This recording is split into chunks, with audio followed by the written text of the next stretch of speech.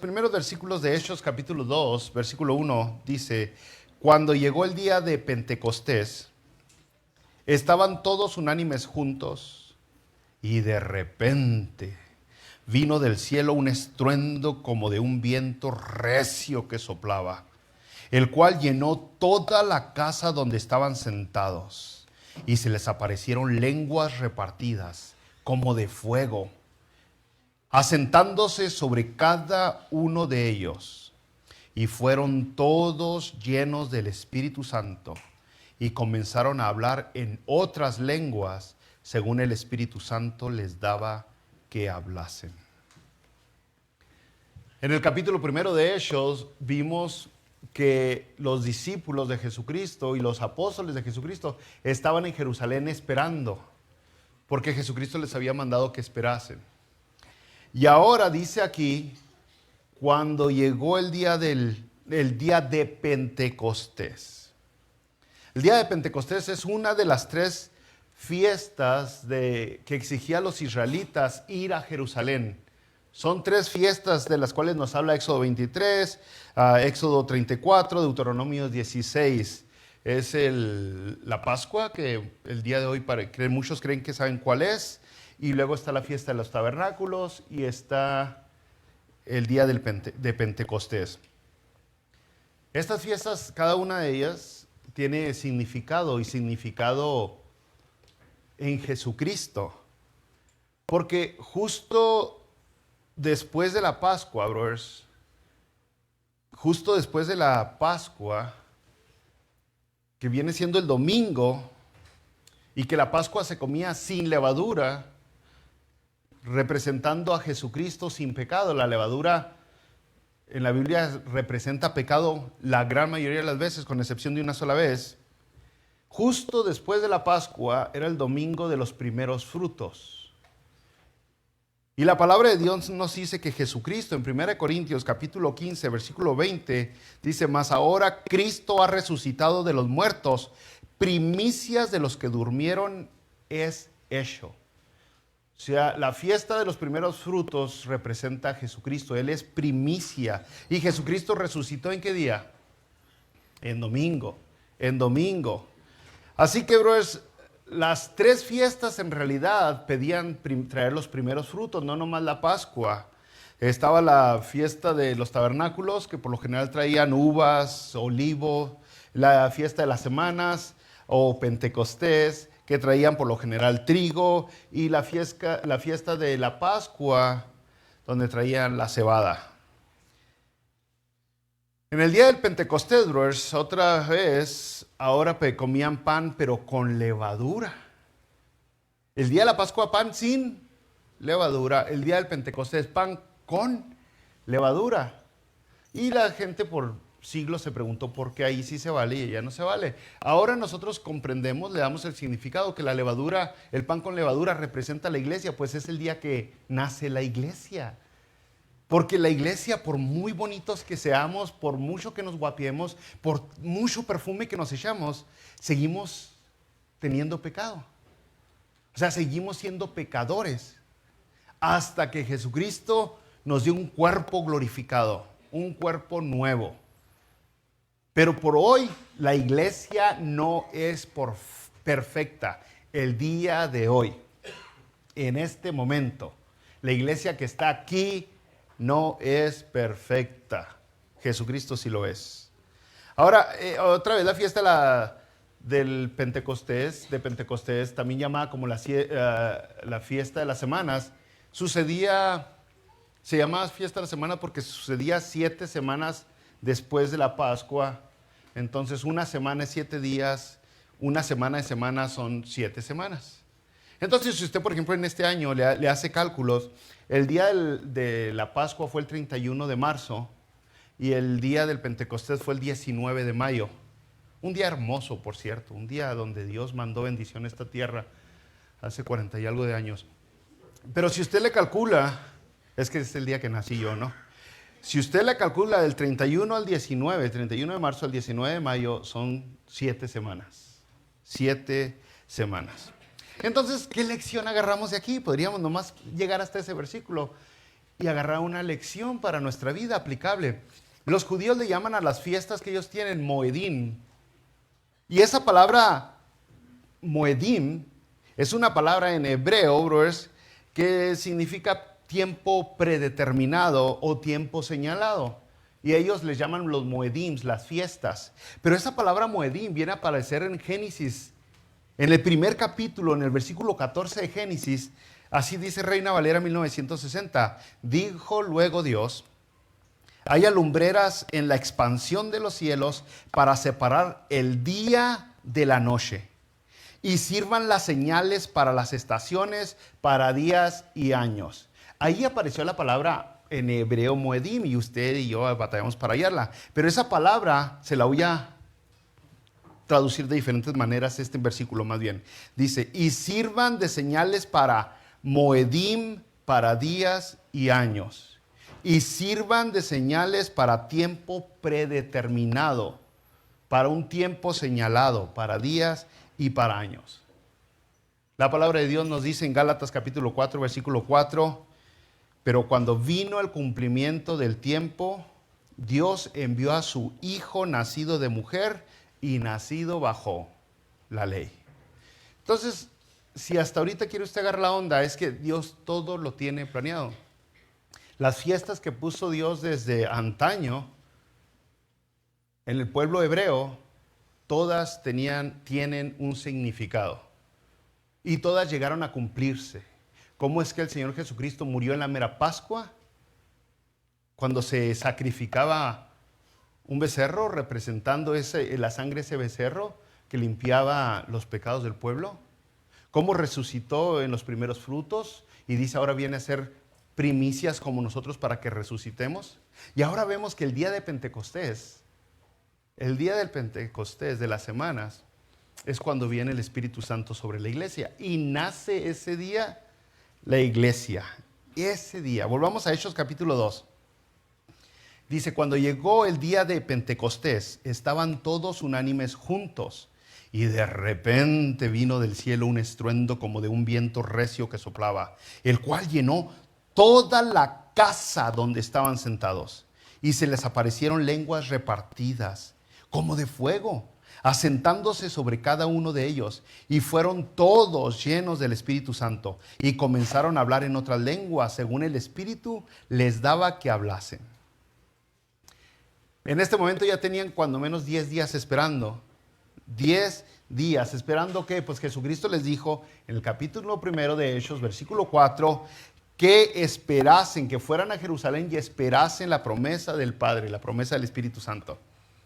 Ahora, si leemos este pasaje que acabamos de leer, esta cita en Hechos capítulo 2, pero si lo leemos, brother, sin influencias preconcebidas, sin la tradición religiosa, sin lo que otras personas nos han enseñado, si leemos este pasaje, brother, con una mente simplemente abierta, pensando qué es lo que nos está diciendo, qué es lo que está indicando, entonces vamos a poder comprender fácilmente. Este es un pasaje muy asombroso de la Biblia, que tristemente el día de hoy mucha gente ha corrompido, ha torcido, ha hecho lo que le da la gana y lo ha usado para influenciar a otras personas, para guiarlos por caminos místicos, para caminos religiosos, para hacer ceremonias, rituales y cosas demás. Pero si leemos el pasaje, simplemente lo que nos dice el pasaje, podemos entender, podemos comprender, quitando las nociones tradicionales que se nos han dado los últimos años. Simplemente pensar, ¿qué es lo que nos está diciendo la palabra de Dios? Dice, estaban reunidos en una casa y de repente. Primero dice, de repente. No fue un acto religioso, no lo estaban planeando, no estaban haciendo cierto circo ritualista, no estaban con velas prendidas o con la luz baja. No estaban ellos haciendo nada, dice, de repente. De repente. Era un grupo de gente, era un gran grupo de gente.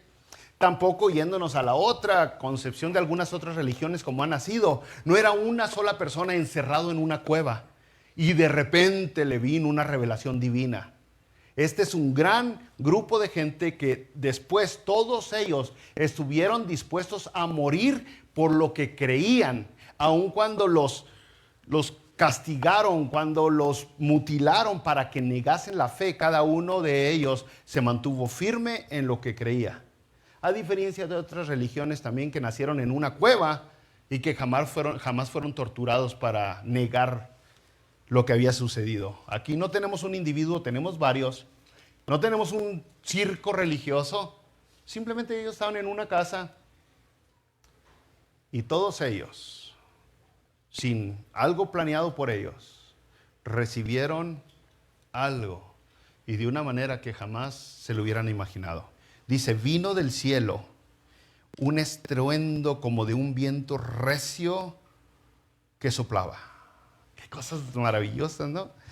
Ellos quedaron maravillados, sorprendidos. Dice, vino del cielo un estruendo como de viento recio que soplaba, el cual llenó toda la casa donde estaban sentados. Aquí nos está describiendo algo que sucedió, algo audible. Dice cómo, está comparando, es una comparación. Vino un estruendo como de un viento recio. Comparación. Ahora, aquí aunque no se usa la palabra neuma, del griego que significa viento o espíritu, se usa otra palabra. Es conocido, es muy obvio que está hablando del Espíritu Santo. Es obvio que se trata del Espíritu Santo por los versículos que continúan más adelante. Pero cuando usted ve eso, y había leído anteriormente Juan capítulo 3, versículo 8, le dice Jesucristo a Nicodemo, el viento sopla de donde quiere, y oyes su sonido, mas ni sabes de dónde viene, ni a dónde va. Así es todo aquel que es nacido del Espíritu. Vemos la presencia de Dios. La promesa se cumplía. El Espíritu Santo, la palabra para decir espíritu es la misma palabra que se usa para decir viento, para decir soplo, para decir aliento. Es la mismita palabra. Depende del contexto de que los intérpretes de la Biblia vieron, le dieron una traducción. Depende del contexto que se está hablando. Y muchas veces la misma palabra espíritu significa ánimo o significa actitud. Entonces hay que ver el contexto, no siempre, hay que ver el contexto. El caso es que el viento sopla de repente, ese viento representa el Espíritu de Dios que le da vida al hombre. Lo vemos nosotros otra vez en el Antiguo Testamento. Porque la palabra del Nuevo Testamento, del griego, que le dije que era neuma, que por lo general se traduce espíritu, en el Antiguo Testamento está la traducción del griego, que también usa la palabra neuma, pero en el hebreo está otra palabra, y aquí le va a entender más, es la palabra ruach. Es una palabra fonética. El hebreo tiene muchas palabras fonéticas que significan como se oyen. ¿Ok? Ruach. Eso es el Espíritu Santo. ¿Ok? O diría a mi brother, ruach. Es para que se le va a grabar. Oye, ¿cómo se dice espíritu en hebreo? Ruach. Más o menos. Es como cuando usted le dice a alguien, cállate, le dice, shh. ¿Qué significa shh? Cállate. ¿En qué idioma? En todos, ¿no? Yo creo, no sé, no conozco todos los idiomas. Pero el caso es de que aquí está una de esas palabras que significa como se oye. Y es la palabra en hebreo de espíritu, de soplo de viento. Y esto tiene mucho significado para nosotros. Génesis capítulo 2, versículo 7 dice, entonces Jehová Dios formó al hombre del polvo de la tierra y sopló en su nariz aliento de vida. Y fue el hombre un ser viviente. Antes de ese soplo, el cuerpo solo era una masa. Solo era polvo con forma de algo. Nomás estaba tendido ahí. Algo inanimado. Algo sin vida. Era solo una cosa. Cuerpo. Pero cuando Dios le agregó el soplo, dice, ahí en ese momento fue cuando el hombre fue un ser viviente. En ese instante fue un ser viviente. Entonces volvemos a Hechos capítulo 2 y entendemos la palabra de Dios, que hay un gran ruido como de viento para describir al Espíritu Santo. Ahora, tengo que aclararle esto, para describir la obra del Espíritu Santo, lo que hace el Espíritu Santo, Hechos usa otra palabra, porque Jesucristo les había anunciado en Hechos capítulo 1, versículo 8, les había dicho, pero recibiréis poder cuando haya venido sobre vosotros el Espíritu Santo. Entonces, para describir lo que hace el Espíritu Santo, la obra del Espíritu Santo, usa una palabra y esa es la palabra dunamis. Pero recibiréis dunamis cuando haya venido sobre ustedes el Espíritu Santo. Esa palabra es donde sacamos la palabra dinamita.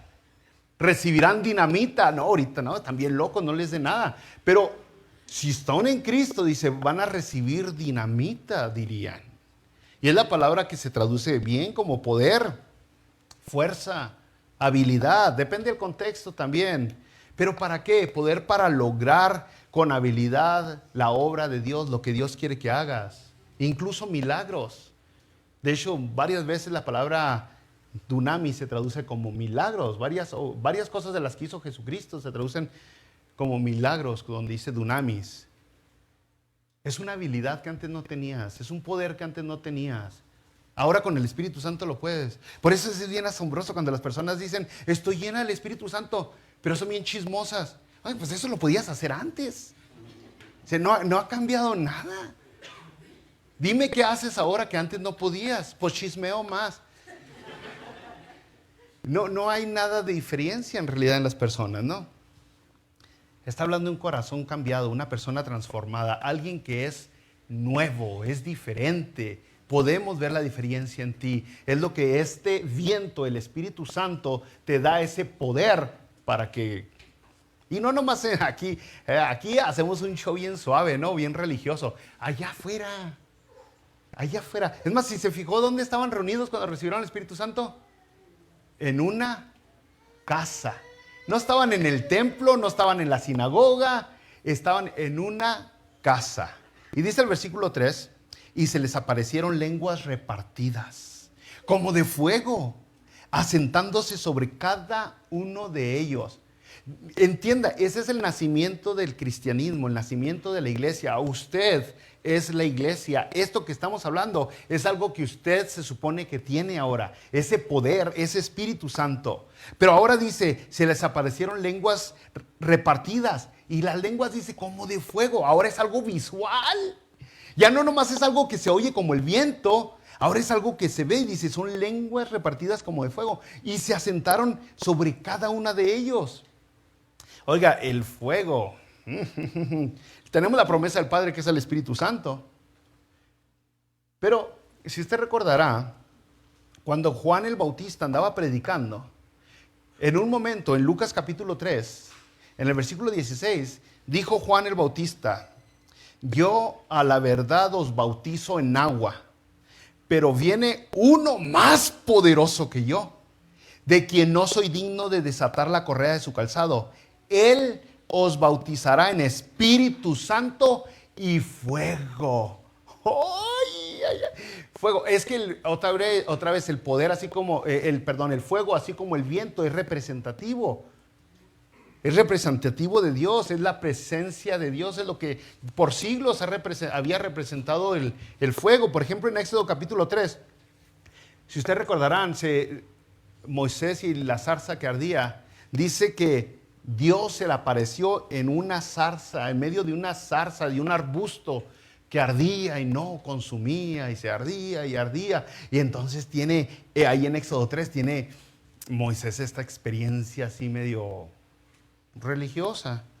En Éxodo capítulo 40, versículo 38 dice, porque la nube de Jehová estaba de día sobre el tabernáculo y el fuego de noche sobre él, a vista de toda la casa de Israel en todas sus jornadas. O sea, usted ve el tabernáculo y ahí estaba la presencia de Dios en fuego. Dice la palabra de Dios que de noche lo seguía una columna de fuego. O sea, el fuego representa a Dios. Pero cuando usted recibe, cuando usted está delante de Dios y está del lado agradable de Dios, usted se da cuenta que ese fuego, brother, no destruye, como a la zarza no la destruía, no lo consume. Tiene el poder de Dios, tiene la presencia de Dios, pero no queda eliminado. Y le da dirección. Le dice por dónde tiene que ir. Esa es la idea del fuego. Así que ahora tenemos aquí lenguas, fuego, viento. Es la presencia de Dios en tu vida. Es la presencia de Dios en la iglesia. Es la presencia de Dios en el individuo. Y para comprender más tendríamos que acabar todo el capítulo 2, pero nos damos cuenta que ¿qué pasó? ¿Qué cambió? ¿Qué cambió en los individuos que estaban ahí? Bueno, por primera vez Pedro, ya que experimentó a Dios, se para a predicar. Y predica. Porque, otra vez, lengua, vas a hablar. Fuego, te representa Dios. Espíritu Santo, estás lleno, estás capacitado, estás habilitado. Entonces hazlo. ¿Qué voy a hacer? ¿Hablar palabras que nadie entienda? No, habló Pedro con un entendimiento, con una comprensión tal que 3,000 personas vinieron a los pies de Jesucristo. En la primera predicación de Pedro, justo en el momento que había pasado eso. Entonces es lógico ver qué quiere decir. Es lógico porque otra vez Jesucristo les había dicho para qué iba a venir el Espíritu Santo en Hechos 1:8, pero recibiréis poder cuando haya venido sobre vosotros el Espíritu Santo y me seréis testigo. ¿De qué sirve el Espíritu Santo? Me seréis testigos. Vas a testificar, vas a hablar, vas a vivir de una vida que sea digna. Eso es lo que logra el Espíritu Santo en una persona que verdaderamente lo tiene. Yo sé que usted le ha molestado, a 2, 3 de ustedes les ha molestado gente que se presume mucho que son religiosos y que son bien santos, pero su vida demuestran otra cosa. No, si tienes el Espíritu Santo, vas a poder ser testigo, vas a poder tener poder. Versículo 4 dice, fueron todos llenos del Espíritu Santo. ¿Se fijó que estaba hablando del Espíritu Santo? Y fueron todos llenos del Espíritu Santo y comenzaron a hablar en otras lenguas, según el Espíritu les daba ¿qué? Hablasen. No dice en otra lengua, no dice en otro idioma, dice en otras lenguas, en otros idiomas. No he oído a un erudito que no piense que la traducción aquí debió haber sido en otros idiomas. Porque la idea de lenguas se ha trastornado de una manera triste. Pero dice aquí, comenzaron a hablar otros idiomas. No dice otro idioma. No dice, comenzaron a hablar un idioma que nadie conocía, especial. No dice, varios. Y nos explica todavía más, nos explica que otros idiomas, fíjese, versículo 5 en adelante. Moraban entonces en Jerusalén judíos, varones piadosos, de todas las naciones bajo el cielo, pues habían venido a la fiesta. Y hecho este estruendo, se juntó la multitud. O sea, no nomás ellos escucharon todos. Ah, caray, ¿qué pasó? ¿Tronó una bomba o qué rollo? Se juntó la multitud y estaban confusos. Porque cada uno, dice, ¿por qué estaban confusos? Dice, porque cada uno les oía hablar en su propia lengua. Cada uno les oía hablar en su propio idioma. Y estaban atónitos y maravillados. ¿Por qué estaban tan sorprendidos? Porque estaban hablando cosas que nadie entendía. No, porque entendían. La gente de afuera comprendía lo que estaban diciendo. Pero no nomás eso, fíjese. Estaban atónitos y maravillados diciendo, mirad, ¿no son galileos todos estos que hablan? Acuérdese, todos los 11 eran de Galilea. Sin educación, sin preparación, sin academia, sin títulos en la pared. Todos eran galileos. Dice, ¿cómo pues? Versículo 8, por si se perdió. ¿Cómo pues les oímos nosotros hablar cada uno en nuestra lengua? ¿Cómo les oímos hablar cada uno en nuestro idioma? En la que hemos nacido. Y luego comienza a mencionar algunos de los idiomas, de las lenguas que se hablaron. Dice, partos, medos, elamitas, los que habitamos en Mesopotamia, en Judea, en Capadocia, en Ponto y en Asia, en Frigia y Panfilia, en Egipto y en las regiones de África más allá de Cirene, y romanos, aquí residentes. ¿Qué idioma hablaban los romanos? Latín. Tanto judíos como prosélitos, cretenses y árabes. Todos son idiomas, muchas lenguas, muchos. Es fácil entenderlo. La única manera de no comprender este mensaje que nos está dando la palabra de Dios es si tenemos alguna influencia por ahí que nos enseñaron otra cosa. Pero la Biblia es bien clara. Hablan idiomas. Y estaban todos sorprendidos. ¿Qué decían? Les oímos hablar en nuestras lenguas las maravillas de Dios. ¿Por qué? ¿Por qué? Oiga, brother, en este tiempo que fueron todos a Jerusalén por la fiesta que había en Jerusalén, era una de las 3 fiestas donde todos los varones tenían que ir a Jerusalén. Ellos escuchaban hablar las maravillas de Dios, pero nomás en hebreo o en arameo, que es una derivación del hebreo. Nomás son derivaciones, no sé cuál salió primero. Las oían hablar las maravillas de Dios en el templo, en hebreo o en arameo. No en latín, no en árabe, no en ningún otro idioma. Y ellos están oyendo, dice aquí, les oímos, versículo 11, hablar en nuestras lenguas las maravillas de Dios. ¿Qué decían exactamente? No sé, pero sé que eran las maravillas de Dios. No sé qué decían, pero no estaban repitiendo. Saca la manga larga, saca la manga larga, saca la manga. No, estaban hablando. Era una conversación que era fácil de entender, que los demás comprendían. Y yo no me lo estoy inventando, simplemente estoy exponiendo lo que la Biblia está diciendo. Posiblemente estaban hablando Salmo 121, que por lo general se hablaba nomás en hebreo, en arameo. Alzaré mis ojos a los montes. Por primera vez en español. No tiene que aprender hebreo. Se lo vamos a decir en español. ¿De dónde vendrá mi socorro?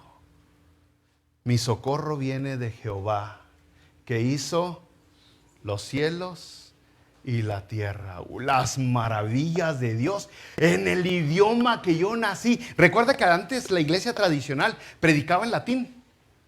Y la gente, bueno, a lo mejor 2, 3 de ustedes sí recuerdan, ¿no? Pero los demás no recordamos, nos han platicado. Pero ir a la iglesia y que le prediquen en latín y usted dice, pues qué chido que nombritis, paritis, hijitis, spiritis, santis. Y usted, creo que eso significa algo. Y de repente que le digan en el nombre del Padre y del Hijo y del Espíritu Santo. Diga, wow, por primera vez escucho en español esas palabras. O sea, estaban maravillados, estaban sorprendidos porque escuchaban hablar las maravillas de Dios. Es como Babel, lo que sucedió en la Torre de Babel, allá en Génesis capítulo 11, pero reversiado. Si usted sabe tantito de la historia del humano, antes todos los humanos hablaban un solo idioma.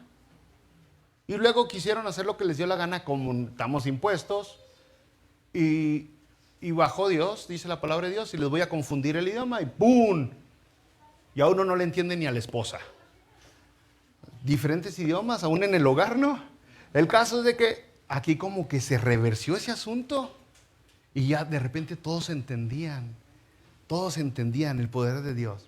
Bueno, el caso es que nos tenemos que hacer la pregunta para la correcta interpretación de la Biblia. Aquí en Hechos capítulo 2, dice en el versículo 12, estaban todos atónitos. Miren las palabras que usan, maravillados, atónitos y perplejos, diciéndose unos a otros, ¿qué quiere decir esto? Estaban preguntándose, ¿Qué rollo? ¿Qué está pasando? ¿Qué onda? O sea, estaban tan sorprendidos que buscaban una respuesta a lo que estaba pasando. Buscaban una respuesta. Y es la pregunta que muchas personas se tienen que hacer para interpretar correctamente la palabra de Dios. ¿Qué quiere decir esto? ¿Qué quiere decir esto? Bueno, pues gracias a Dios por la palabra, porque la palabra interpreta la palabra, ¿no? La Biblia interpreta la Biblia. Allá en 1 Corintios, que es el único otro libro que habla de las lenguas y habla en señal de exhortación, 1 Corintios, aparte de eso, habla de lenguas en el capítulo 12, el 13 habla del amor y luego el 14 de lenguas. Dice el apóstol Pablo en el versículo 22, así que las lenguas son por señal, no a los creyentes, sino a los incrédulos. No lo digo yo, lo dice la palabra de Dios. Así que las lenguas son por señal, no a los creyentes, sino a los incrédulos. Para entenderlo más, brothers, hay que leer más la Biblia, si no nos quedamos así como que no nos podemos otra vez maquinar cosas que no estoy diciendo o que la Biblia no está diciendo. Luego viene a hablar Pablo de las profecías de doble cumplimiento aquí en 1 Corintios 14. Y que es otra vez la única carta que menciona las lenguas, 1 Corintios 14. Después de Hechos no se vuelven a mencionar ni en... ¿Qué sigue después de Hechos? Romanos, ni en 2 Corintios, ni en Gálatas, ni en Efesios, ni en Filipenses, ni Colosenses, ni Tesalonicenses, en ninguna, ni en primera, segunda, tercera de Juan, ni en primera, segunda de Pedro, ni en Judas, ni en Apocalipsis se vuelven a mencionar las lenguas. Pero aquí en 1 Corintios capítulo 14, versículo 20, dice, hermanos, no seáis niños en el modo de pensar, no sean inmaduros en el modo de pensar, sino sed niños en la malicia, pero maduros en el modo de pensar. Acuérdese, está hablando de lenguas, aquí en 1 Corintios 14. Dice, en la ley está escrito, en otras lenguas y con otros labios hablaré a este pueblo, y ni aún así me oirán, dice el Señor. Entonces Pablo está usando la profecía otra vez que se anunció siglos antes de que esto sucediera y le está diciendo a los corintios que estaban abusando del don de las lenguas y les dice no sean niños, no sean inmaduros. Acuérdense que la palabra de Dios dice que en otras lenguas con otros labios hablaré a este pueblo. Y usted dice, pues ¿de qué está hablando? Vamos a ver, son las advertencias de Dios contra Israel. En Isaías capítulo 28, empezando en el versículo 9, dice Dios, le dice a Israel, ¿a quién se enseñará ciencia? Isaías 28, 9. ¿A quién se enseñará ciencia? ¿O a quién se hará entender doctrina? ¿Quién va a agarrar la onda? Dice Dios más o menos, tradición moderna, ¿no? ¿A quién se le va a enseñar? ¿Quién va a agarrar la onda? Y luego hace una pregunta, ¿a los destetados? ¿A los arrancados de los pechos? ¿A los bebés les voy a enseñar? Versículo 10, todavía en Isaías 28. Porque mandamiento tras mandamiento, mandato sobre mandato, renglón tras renglón, línea sobre línea, un poquito ahí, otro poquito allá. Porque en lengua de tartamudos y en extraña lengua hablaré a este pueblo, a los cuales él dijo, este es el reposo, dar reposo al cansado, y este es el refrigerio. Mas no quisieron oír. La palabra pues de Jehová les será mandamiento tras mandamiento, mandato sobre mandato, renglón tras renglón, línea sobre línea, un poquito ahí, otro poquito allá, hasta que vayan y caigan de espaldas y sean quebrantados, enlazados y presos. Por cierto, el caer de espalda no quiere decir que Dios, que está del lado bueno de Dios, también es que Dios lo está rechazando. Lo mismo que sucedió en el huerto de Getsemaní cuando fueron a arrestar a Jesucristo y Jesucristo les dijo, yo soy, ¡pum!, cayeron todos para atrás. Rechazo de Dios, lo mismo que le sucedió al sacerdote Elí. Cuando decidió desobedecer a Dios, fue rechazado por Dios y ¡pum!, cayó de espaldas y murió. Un rechazo. Antes de que Pablo se alivianara, se llamaba Saulo de Tarso, iba en el camino y cayó. Entonces, si usted está bien con Dios, va a caer de frente postrado sobre sus rodillas delante de Dios. Eso es lo que la Biblia enseña. No yo, la Biblia, la palabra de Dios. Dios quiere que usted se postre, le dé a Él el lugar, no que se quede dormido en el servicio. El caso, brothers, es que aquí la cita que acabamos de leer en Isaías 28, estás dándole a Israel, ustedes no hacen caso, no agarren la onda. Y les advierte y luego viene el juicio, así Asiria los invade, los lleva cautivos. Años después viene la misma profecía sobre el reino del sur, sobre Judá. Y lo mismo le pasa, no agarran la onda, se los llevan cautivos.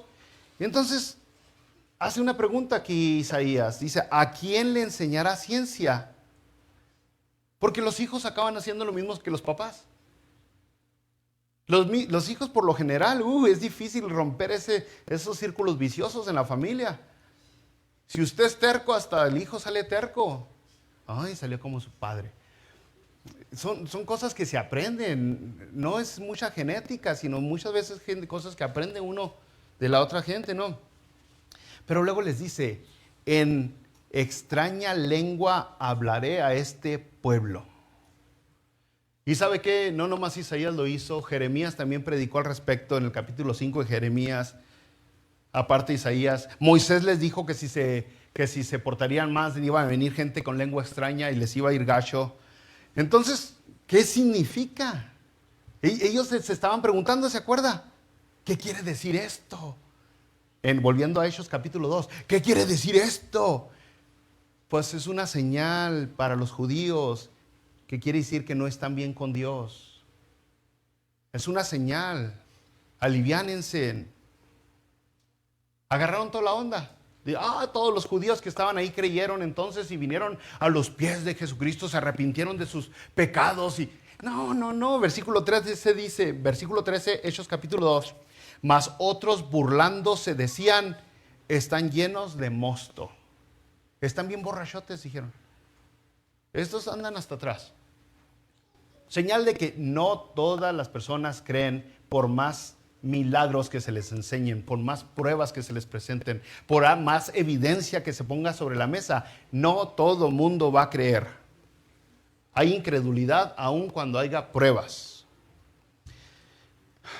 Es por eso que podemos ver nosotros que las lenguas y otros milagros como explotaron, la explosión que hubo de una manera asombrosa, sucedió en el nacimiento de la iglesia. Con ese fervor que había, que aún con la sombra de Pedro se sanaban los enfermos. Pero ya después no. Ya después Pablo le tiene que decir a su amigo, toma tantito vino para que te alivianes. ¿Por qué no le dijo, ve y toca la sombra de Pedro y con eso te alivianas? Le dice, bebe tantito vino. Es una señal que sucedió a esta escala, o sea, esta cosa tan asombrosa en el nacimiento de la iglesia. En el nacimiento de la iglesia. Y es por eso que no es fácil no agarrar la onda, porque nomás aparece este don en Hechos cuando nace la iglesia y como exhortación en 1 Corintios 12, porque estaba la iglesia abusando de una manera asombrosa en Corinto el don de las lenguas. Que son más o menos 25 años. Son los que estudian la Biblia verdaderamente, no los que leen un versículo y sacan de ahí una doctrina, pero los que leen la Biblia dicen que esta explosión de milagros tuvo un promedio de vida de 25 años. 25 años vivió ¿cómo se le llamaría? Gracias, este avivamiento. ¿Ok? Muy bien, brothers. Entonces llega un momento, ahí en 1 Corintios, llega un momento donde Pablo les recuerda algo que nosotros debemos de ser recordados. Pablo les dice que hay cosas eternas y hay cosas temporales. Y les dice otras palabras que le pongan más atención a lo eterno que a lo temporal. Sí, 1 Corintios. Cuando venga lo perfecto, lo que es en parte se acabará y cesarán las lenguas. Sí, y creo que el 11 también. ¿Quién lo tiene? 13, 10 y 11. Cuando venga lo perfecto, entonces lo que es en parte se acabará. Cuando yo era niño, hablaba como niño, pensaba como niño, jugaba como niño, mas cuando ya fui hombre, dejé lo que era de niño. Ahora vemos por espejo oscuramente, mas entonces veremos cara a cara. Ahora conozco en parte, pero entonces conoceré como Fui conocido. Ahí mero. Y si se vieron, dice, cuando venga lo perfecto, se acabará. Se acabará. Y luego dice, cuando yo era niño pensaba como niño. Y luego les da la profecía que les dije, de Isaías 28. El asunto es de que hoy, brothers, en ese momento, cuando Pablo está diciendo primero, se acabarán, les está diciendo, hay cosas eternas. Hay que agarrar la onda. Hay cosas eternas y hay cosas temporales. Y nadie, ningún teólogo, ninguna doctrina, ninguna denominación me va a discutir que las lenguas no son eternas, ni la profecía son eternas. Ni la lengua ni la profecía son eternas. La Biblia lo pone bien claro. El asunto está de que muchas personas afirman con este texto que ya se acabaron las lenguas. Y yo creo que muchos de ustedes estarán diciendo, entonces ya no hay lenguas con esto que predicó el pastor Herminio. Ese es el asunto, brother, ¿no? ¿Qué hacemos hoy? 1 Corintios 12, tan asombroso, 14 que lo pone, 13 que lo pone, y aún así la gente no hace caso. Y luego dice bien claro 1 Corintios 13, cuando venga lo perfecto se acabará. Y muchos brothers discuten y dicen, lo perfecto ya vino, la Biblia es lo perfecto. La Biblia es lo perfecto. Y otros dicen, no, lo perfecto todavía no viene, es Jesucristo, su segunda venida, cuando venga lo perfecto. Cuando venga, entonces, será lo que será. Pero sin duda alguna es algo polémico y de discutir. Pero, ¿será que Dios ya dejó de hacer milagros? ¿Será que Dios dejó de trabajar? Si vemos con claridad, vemos que esa explosión de milagros que sucedió en Hechos capítulo 2, y comenzó por 25 años, no está el día de hoy, ni va a estar, porque fue el nacimiento de la iglesia. Y aquel que exige que vuelva a pasar lo que pasó en Hechos, no tiene conocimiento bíblico, le hace falta leer la palabra de Dios. Es como en el tiempo de Elías, pedir que los milagros que hizo Elías y Eliseo ocurran en otro tiempo. Lo que hizo Elías y Eliseo no se volvieron a repetir. O como pedir que lo que hizo Moisés, que abrió el agua y abrió el mar y sacó la piedra, pedir que vuelva. Son momentos que están declarando algo en la historia humana, parte de la redención divina. Y la gente no agarra la onda. La gente no entiende, no capichi. La palabra de Dios nos dice qué es lo perfecto que esperamos, brothers. ¿Qué es lo perfecto que esperamos? Bueno, si vamos nosotros a la Biblia, que tampoco lo escribí, soy bien bueno para no escribir. Pero en Efesios capítulo 4, versículo 11, usando los mismos dones espirituales que está hablando Pablo en 1 Corintios 12, está hablando de dones espirituales, de apóstoles, de profetas. Todos ellos necesitan dones. Evangelistas, pastores y maestros. Y dice, Dios, Jesucristo, constituyó a unos apóstoles, a otros profetas, evangelistas, pastores y maestros. Dice, ¿a qué? A fin de perfeccionar a los santos. ¿Para qué Dios puso esos dones en las personas en la iglesia? Dice, a fin de perfeccionar a los santos. Y dice el versículo 13, hasta que todos lleguemos a la estatura de un varón perfecto. Entonces, volviendo con 1 Corintios 13, ya llegó lo perfecto a su vida. Ya llegó lo perfecto en su vida. Ya es usted perfecto. Ya en 1 Corintios 13, versículo 1, habla de dos tipos de lenguas. Y dice, si yo hablase lenguas humanas, las que sucedieron en Hechos capítulo 2. En Hechos capítulo 2 fueron lenguas humanas, idiomas. Pero dice, o angélicas. 1 Corintios capítulo 3 dice, si yo hablase lenguas humanas o angélicas y no tengo amor. ¿Sabe qué? La iglesia, lo vemos en la Biblia, se dejó de usar las lenguas rápidamente a un nivel congregacional. Y por siglos, por miles de años, no se reportó ninguna congregación hablando en lenguas. Y debería de seguir igual. Tristemente, después de Kansas y luego en California, en Azusa, se malinterpretaron los mensajes, el mensaje lo empezaron a usar. Porque por siglos, por miles de años, es y era y ha sido una cosa personal. Fíjese, vamos a Corintios otra vez. Yo no los puedo dejar a medias, brothers. En el versículo 2 de 1 Corintios 14 dice, el que habla en lenguas no habla a los hombres, sino a Dios. El que habla, versículo 4 en 1 Corintios 14, el que habla en lengua extraña, a sí mismo se edifica. Y luego llega a decir, hablas al aire. Si hablas en lengua en la iglesia, hablas al aire. Entonces, dice el versículo 14, aquel que habla en lenguas ora, pero sin entendimiento y queda sin fruto. ¿Qué pues? Oraré con el espíritu, pero oraré también con el entendimiento. Cantaré con el espíritu, pero cantaré también con el entendimiento. ¿Qué quiere decir eso? Es algo personal, brother. No se lo puede exigir, no se lo puede imponer a nadie. No le puede pedir a las personas, ni les puede prohibir tampoco a las personas. Comenzando el capítulo 12, 1 Corintios, dijo, no ignoréis acerca, sí, ignoréis, esa es la palabra, de los dones espirituales. No los podemos ignorar, no nos podemos hacer locos.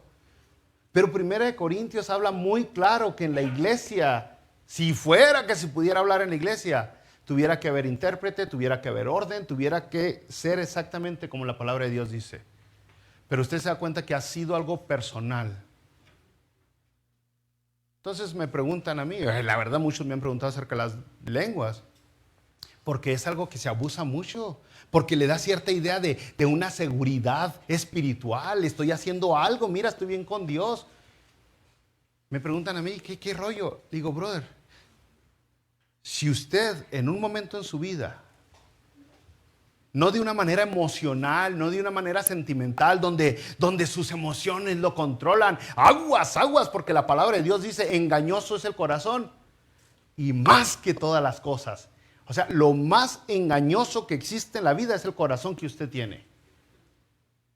Pero si alguna vez usted llega a tener esta experiencia con Dios, este momento a solas con Dios, este momento donde usted y Dios están uno con uno, y llega un momento donde usted se da cuenta que su idioma topa, ya no sé cómo expresarme con Dios, ya no sé cómo le digo lo que le quiero decir, es que no sé cómo te digo, Dios. En ese momento, ¡pum!, entra la sobremarcha y se va a ver hablando con Dios de una manera sin límites, sin barreras, sin obstáculos. El idioma no va a ser una barrera para comunicarse con Dios. Y usted va a decir, ¿cómo? ¿Qué pasó? Es entre usted y Dios. Es entre usted y Dios. La palabra de Dios lo dice bien claro. El que habla en lenguas a sí mismo se edifica. Hubo un momento para las lenguas cuando sirvieron para señal para el pueblo de Israel. Ese momento pasó. Ahora llega el momento donde usted a solas, no como gallinero, a solas, no como una convención de cóconos, a solas con Dios. No cuando la música y la atmósfera está bien perrota, y hasta humo sale, a solas con Dios. Nadie le va a exigir que lo haga. Si le dicen no hablas en lengua, no tienes el espíritu, entonces no saben la palabra de Dios. Romanos dice, si alguno no tiene el espíritu, no es de Dios. dice Romanos. Y si alguien se lo quiere prohibir, brother, pues depende de usted si se deja. Depende de usted si se deja. Pero yo le digo, nadie debería saber. Es como ayunar. Es como ayunar. Es lo mismo. Yo no le exijo que ayune. Ayune, glotón. Es personal. Si usted ayuna, ayuna. A algunas iglesias les gusta hacer ayuno en grupo. Ay, ahora la mayoría mienten y ayunan. ¿Para qué se hacen locos? Es personal. Es personal. Entonces llega un momento donde usted tiene que entender, aguas, la palabra de Dios es bien fácil de entender. Es bien fácil, pero hay gente necia, gente aferrada, gente que no lo deja uno ni hablar. Yo estaba sentado ahí en mi oficina una ocasión, cuando recién abrimos esta oficina, y llegó uno que era pastor, y me dijo, ¿usted es el pastor Herminio? Sí. Ah, pues yo soy Pentecostés de Hechos capítulo 2, y me puso como palo gallinero, bien feo me dejó. Y luego se fue. Y no le dan una chance de expresarse. Uno tiene que buscar como los 2 segundos donde respiran para poder contestar. Uno está como que ya va a respirar, ya voy a poder hablar. Y en esos 2 segundos le dije, entonces usted habla muchos idiomas. Y se fue. Y me dejó. Me dejó porque hay gente necia, terca, que con ideas preconcebidas, que leen un versículo de la Biblia, y sacan toda una doctrina de ese versículo de la Biblia, sin quemarse las pestañas, sin leer constantemente, sin meditar, sin orar, sin ayunar, sin comunicarse con el Señor, sin dar una interpretación correcta. ¿A quién se le dijo? ¿Cuándo se le dijo? ¿Por qué se le dijo? ¿Qué entendió a la persona que se le dijo? Ahorita sacamos muchas cosas que a los que se les dijo ni creyeron eso. Ni pensaban eso, y ahora para nosotros sí significa algo místico. No, brothers, hay que tener nosotros, acercarnos a la palabra de Dios y decir, Padre, enséñame lo que dices. ¿Sabe por qué? Porque todas estas doctrinas emocionales es lo que atrae a la gente. Y los pastores queremos que venga gente, que venga gente.